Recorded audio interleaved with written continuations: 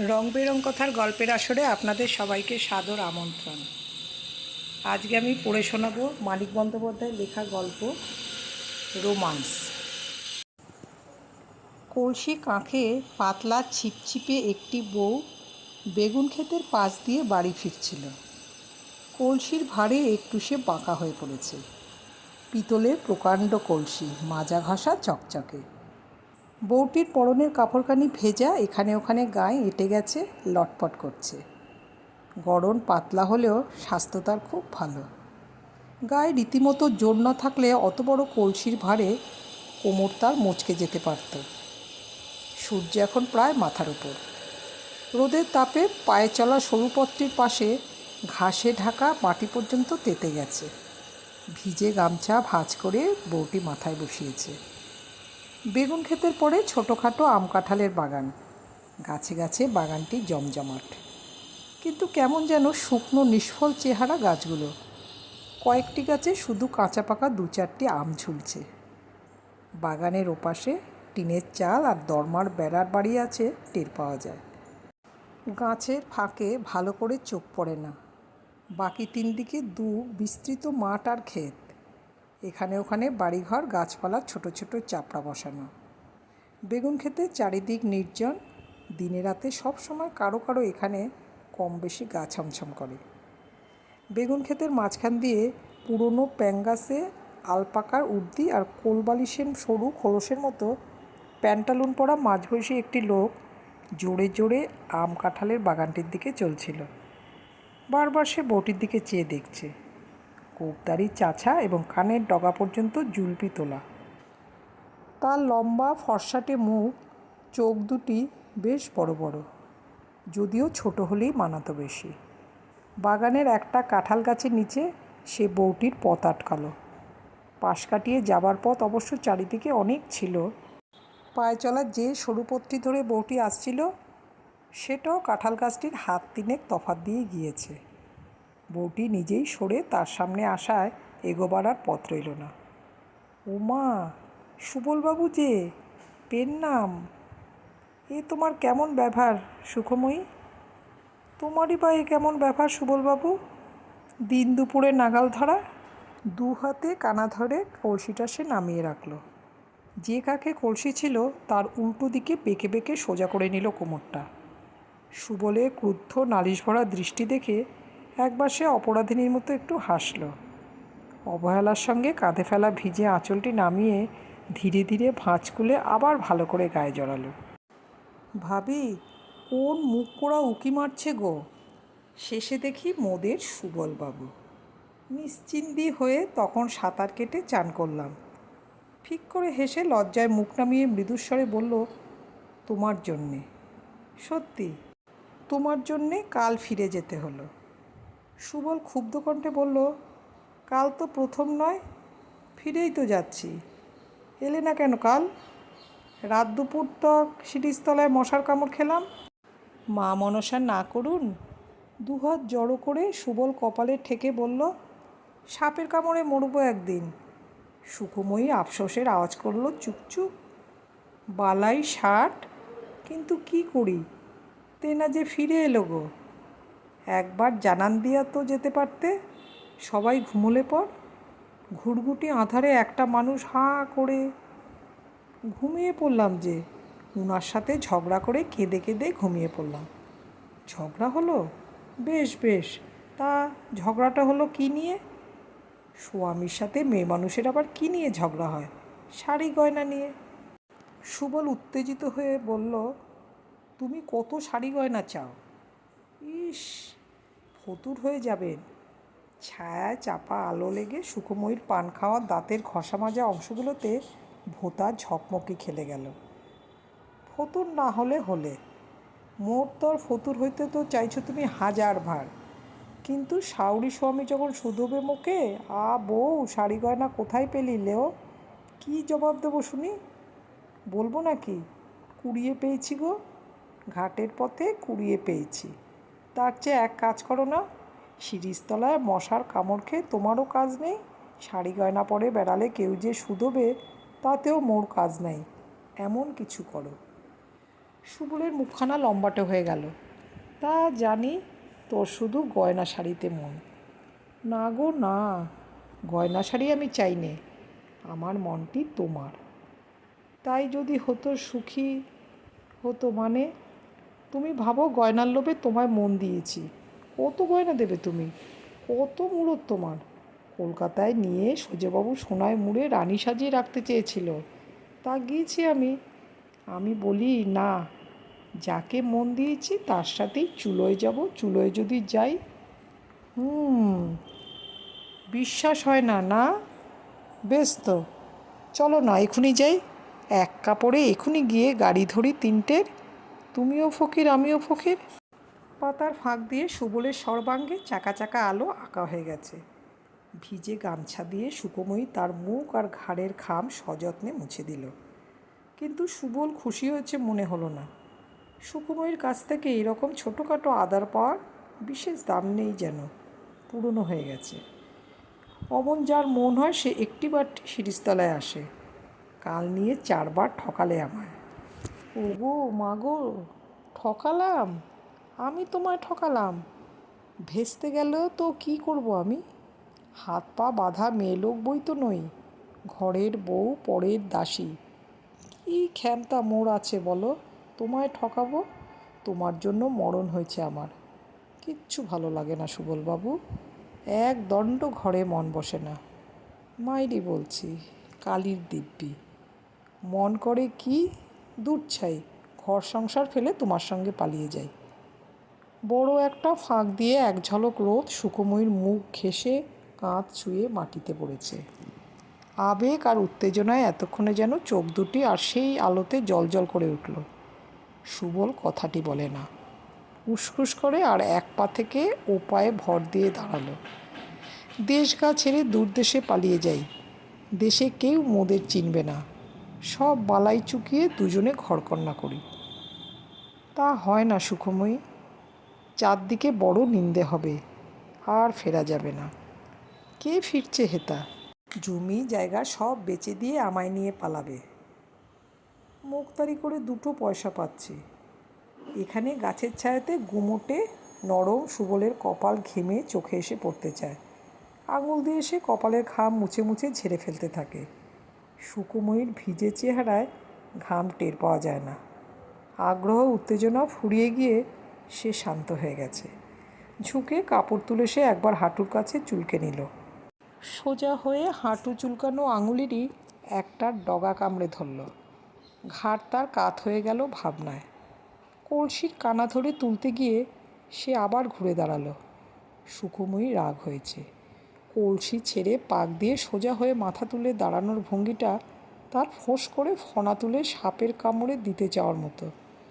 কি মিষ্টি হাসি সুকুময়ী হাসল, আর চোখে চেয়ে চেয়ে দ্বিধা সংকোচের ভঙ্গি করে হঠাৎ এগিয়ে গিয়ে বুক দিয়ে সে সুবলকে গাছের সঙ্গে চেপে ধরল। মুখ উঁচু করল। সুবলের মুখের কাছে কিন্তু পৌঁছল না।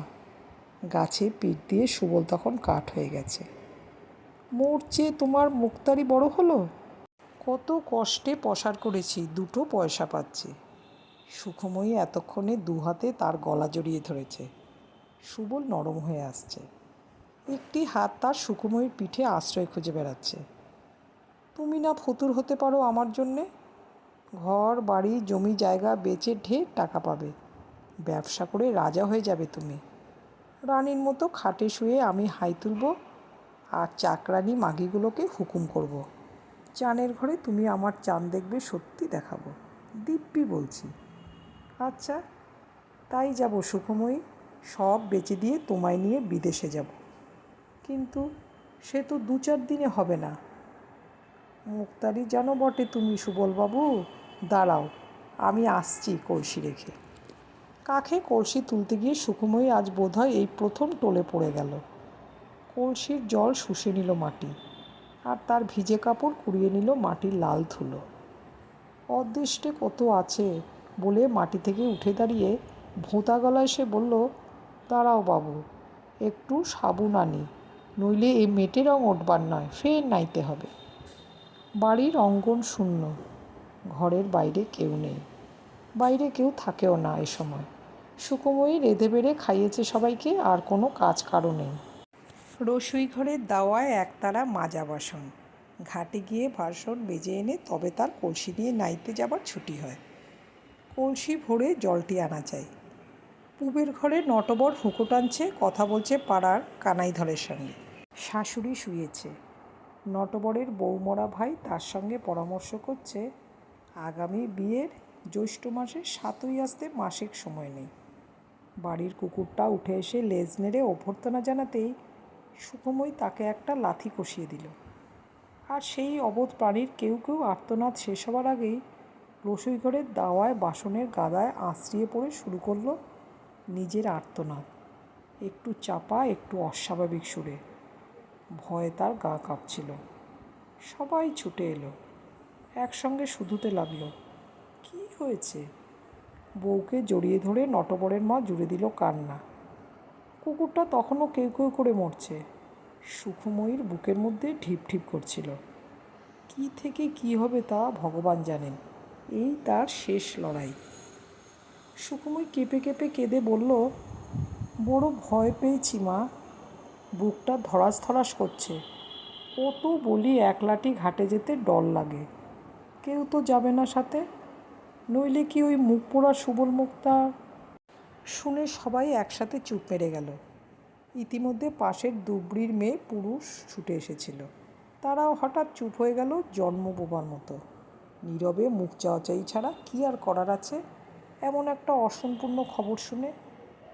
নটবরের মার কান্না থেমে গিয়েছিল। প্রথমে অধীর হয়ে শুধল, কী করেছে সুবল মুক্তার? বউ, বল না, কী করেছে সুবল মুক্তার? বাগানে একলা টিপে হাত চেপে ধরেছিল গো, কলসি ফেলে পালিয়ে এইছি। ছুটতে ছুটতে আছাড় যা খেয়েছি কবার। হ্যাঁ দেখো, হাতের তালু আর কাপড়ে রক্তমাটি আর রক্তের দাগ সে দেখিয়ে দিল। কয়েকজনের চাপা নিঃশ্বাস পড়ল একটু নিরাশার সঙ্গে। কত বড় সম্ভাবনার এই পরিণতি। শুধু হাত ধরেছিল। দুপুরবেলা জনহীন বাগানে মেয়ে মানুষকে নাগালে পেয়ে শুধু হাত ধরেছে সুবল মুক্তার। মামলা মোকদ্দমা হবে না? ব্যাপারটা চাপা পড়ে যাবে আজকালের মধ্যে? এই কি একটা ঘটনা! তবু সবাই ছি ছি করে আর সুবল মুক্তারকে গাল দেয়। বাগানে গিয়ে তাকে শাসন করে আসার কথাটা কেউ ভাবেও না, বলেও না। শেষে সুখময়ীকে আঁচ দেখিয়ে বলতে হয়, ঠাকুরপো, দাঁড়িয়ে শুধু জটলা করবে তোমরা? যাও না, দুঘা দিয়ে এসো না বরযাত্রাকে। নটবরের মা বলে, চুপ কর মাগি, চুপ কর। কেন চুপ করব? আমার হাত ধরবে, তোমরা তা চুপ করে সয়ে যাবে? নটবর বলল, ও শালা কি আর আছে, পালিয়ে গেছে। থাকতে তো পারে, কলসি আনতে ফিরে যাব ভেবে থাকতে তো পারে ঘুরছি মেরে। যাও না একবার, দেখে এসো। তখন নটবর, শশধর, নিতাই আর পাড়ার একজন সুবলকে খুঁজতে যায়। নটবরের মা চেঁচিয়ে বলে দেয়, কলসিটা আনিস কেউ, শুনছিস, কলসিটা আনিস। সুখময়ীকে ঘিরে মেয়েদের জটলা চলতে থাকে। চারদিকে তারা রটাবে, তবু তারাই বলে যে এমন হইচই করা উচিত হয়নি সুখময়ীর। জানাজানি হওয়া কি ভালো? চুপি চুপি শাউরি বা স্বামীকে বললেই পারত সে। পুকুর ঘাটে যাওয়ার সময় একজন কেউ সঙ্গে যেত। সুখময়ী শুনে যায়, কথা বলে না। নটবরের মার চাপা আফসোস আর গালাগালির জবাবে শুধু ফোঁস করে ওঠে। সুবলকে পাওয়া গেল কাঁঠাল বাগানেই, কিন্তু ধরে মারবার সাহস হলো না একজনেরও। নিতাই নেহাত বদরাগী মানুষ, সে শুধু জিজ্ঞেস করল, বৌজির হাত ধরে টানা কেন মুক্তারবাবু? সুবল রেগে বলল, তোর তো বড় বার বেড়েছে নিতাই, যা মুখে আসে তাই বলিস। শশধর মৃদুভাবে সাবধান করে দিল, আর যেন এসব না ঘটে মুক্তারবাবু। সুবল আর কথা না বলে হনহন করে এগিয়ে গেল। মুখখানা তার একটু ফ্যাকাশে হয়ে গিয়েছে। সুখময়ী ফুরিয়ে গেল, চিরতরে সরে গেল তার জীবন থেকে। একটু কলঙ্ক তার রটবে, কিন্তু তীব্র অস্বীকারের জোরে সে তা উড়িয়ে দিতে পারবে। কিন্তু আবার যদি এমন কিছু ঘটে, দুর্নাম তার জোর পাবে। বড় একটা মামলা ছিল সুবলের এ সময়। মনটা একেবারে খিঁচড়ে গেল। না, মনটা একটু শক্ত করতে হবে তার। সবে প্র্যাকটিস জমছে। বাকি দিনটুকুতে ছোট মহকুমা শহরে চারিদিকে যে তাদের নামে ঢিঢি পড়ে গেছে সেটার সুকুময়ী টের পেলে সন্ধ্যার পর নটবরের হাতে বাঁকারি খেয়ে। বাকি দিনটা বাড়ির সকলে মুখ ভার করে থেকেছে, তাকে বাদ দিয়ে করেছে জটলা। বিকেলে আড্ডা দিতে বেরিয়ে সন্ধ্যার পর মুখ অন্ধকার করে নটবর বাড়ি ফিরে এলো। গরজাতে গরজাতে মা আর ভাইকে জানিয়ে দিল শহরশুদ্ধ লোক কি বলাবলি করছে, এবং খবরটা ভালো করে শুনবার আগ্রহে সুকুময়ী কাছে এসে দাঁড়াতে সরু একটা পাখাড়ি তুলে তার পিঠে কয়েক ঘা বসিয়ে দিল। সরু পাখাড়ির বেতের মতো ধার, পিঠ থেকে কেটে রক্ত বেরিয়ে গেল সুকুময়ীর। কিন্তু সে ব্যথা তীব্র তার কাছে অতিরিক্ত ঝাল খাওয়ার সুখের মতো লাগলো। কলঙ্ক তবে রটেছে, তবে আর এখন কি বাধা রইল সুবলের তাকে নিয়ে পালিয়ে যাবার? এই বদনাম সয়ে তো সে টিকে থাকতে পারবে না এখানে। যেতে হলে তাকে সঙ্গে নিয়ে যাবে না কেন? নটবরের মা বলল, থাক থাক, মারধর করে কাজ নেই, ও বউকে তো আর ঘরে রাখা যাবে না। কাল সকালে খেদিয়ে দিস, মামার বাড়ি যাক নয়তো চুলোয় যাক। শুনে একটু ভাবনা হলো সুকুময়ীর। সত্যি তাকে তাড়িয়ে দেবে নাকি? গালাগালির জন্য সে তৈরি হয়েছিল, তার উপর নয় কিছু মারধর হয়েছে, কিন্তু খেদিয়ে দিলে তো মুশকিল। সুবলের যদি বেশি রকম রাগ হয়ে থাকে, তাকে যদি সঙ্গে নিয়ে যেতে না চায়, পুরুষের মন তো বিগড়ে যেতে কতক্ষণ। তবে তো তার একুল ওকুল দুকুল যাবে, মাথা গুজবার ঠাঁই থাকবে না। মামা কি ঠাঁই দেবে তাকে? মামারও তো শুনতে বাকি থাকবে না এই কেলেঙ্কারির কথা। ভাবে আর সুবলের প্রেমে বিশ্বাস হারিয়ে সে পিঠের জ্বালায় কাতরায়। চুলোর ধোঁয়ায় তার চোখ জ্বলে, আর ভাতের হাঁড়ির বাষ্পে জগৎ ঝাপসা হয়ে যায়। আগুনের আঁচে মাঝে মাঝে শরীরটা শিউরে ওঠে, জ্বর আসবার মতো উদ্ভট শিহরণ। জল ছুতে গিয়ে গা ছমছম করে। জ্বর কি একটু এসেছে তাহলে তার? সকলকে ভাত দিয়ে হেসেল তুলে খাওয়ার অনিচ্ছা নিয়ে খিদের জ্বালায় কিছু খায়। রসুইঘর বন্ধ করে কুপি হাতে উঠোন পেরিয়ে ঘরের দাওয়ায় কুপিটা নিভিয়ে রেখে ঘরে ঢোকে। চৌকিতে বসে নটবর তামাক টানছে। কাল তাকে খেদিয়ে দেবে নটবর। এতকাল শোয়াক করে কাল তাকে দূর করে দেবে। সুবলের সঙ্গে পালিয়ে গিয়ে বা তার কী লাভ হবে? বউকে যদি মানুষ খেদিয়ে দিতে পারে, দুদিন পরে সুবল কেন তাকে ফেলে পালাবে না? নটবরকে একটু নরম করার চেষ্টার কথা মনে আসে, কিন্তু সুকুময়ী উৎসাহ পায়। রাগ কমিয়ে কতবার সে নটবরের সোহাগ আদায় করেছে, কৌশল তার অজানা নয়, কোনোদিনও ব্যর্থ হয়নি। আজ সে মনে জোর পায় না। বাখারির মার খেয়েছে বলে নয়, মার খেলেও মান বাঁচিয়ে সোহাগ যাচে যায়। নিজের উপরেই আজ তার বিশ্বাস নেই। নিজেকে কেমন রূপহীনা কুৎসিত মনে হচ্ছে। তার যেন কাঠির মতো সরু আর কাঠের মতো শক্ত দেহ। কি দিয়ে সে নটবরকে নরম করবে? তার চেয়ে শুয়ে পড়া ভালো। মাথা ঘুরছে, পিঠ জ্বলছে, শরীর ভেঙে পড়ছে। চুপ করে শুয়ে চোখ বুজে রাতটা কাটানো যাক। সুবল নটবরের ভরসায় যখন তার ফুরিয়ে গেছে, কি আর হবে আকাশ পাতাল ভেবে? চৌকিতে উঠতে আর ভরসা হলো না। মেঝেতে মাদুর বিছাতে গেল, তখন কথা কইল নটবর, দৌড় দে, হুঁকোটা রাখ। সুকুময়ী দুয়ার বন্ধ করে হুঁকোটা রেখে মাদুরে শুয়ে পড়ল। পিঠে ব্যথা ছিল, মনে খেয়াল ছিল না। অভ্যাস মতো চিত হয়ে শুয়েই মৃদু আর্তনাদ করে সে পাশ ফিরল। চৌকিতে বসে প্রদীপের আলোতে নটবর তাকে খানিক দেখল। পা গুটিয়ে কি অদ্ভুত ভঙ্গিতে বউটা তার শুয়েছে। পিঠ ব্যথা হয়েছে নাকি বউ? গোসা হয়েছে? আর মারব না তোকে। কোন শালা তোর গায়ে হাত তোলে? আমায় কাল তাড়িয়ে দেবে? দূর পাগলি, ও কথার কথা বলছিলাম, তোকে ছেড়ে কি থাকতে পারি? সুকুময় নিজেই স্বামীকে বুকে টেনে নিয়ে দাঁতে দাঁত লাগিয়ে চোখ বুঝল। মাদুরের ঘষায় পিঠে যেন তার করাত চলতে লাগলো অনেকগুলো। একবার অজ্ঞান হয়ে গিয়ে আবার চেতনা ফিরে এলো, তবু সে শব্দ করল না। আর্তনাদগুলো বুকে চেপে গোমানেগুলো গলায় আটকে রেখে দিল। নটবর ছেড়ে দেওয়া মাত্র সে পাশ ফিরল। আলো নিভিয়ে চৌকির বিছানায় শোবার সময় কর্তব্যবোধে নটবর বলল, গা যেন তোর গরম দেখলাম, জ্বর হয়েছে নাকি? একটু হয়েছে। মেঝেতে কেন তবে? চৌকিতে আয়। যাই। কিন্তু শেষ পর্যন্ত চৌকিতে সে গেল না। আলো নেবার আগে সে দেখেছে পিঠের রক্তে মাদুর লাল হয়ে গেছে। নটবর ঘুমিয়ে পড়ল অল্পক্ষণের মধ্যেই।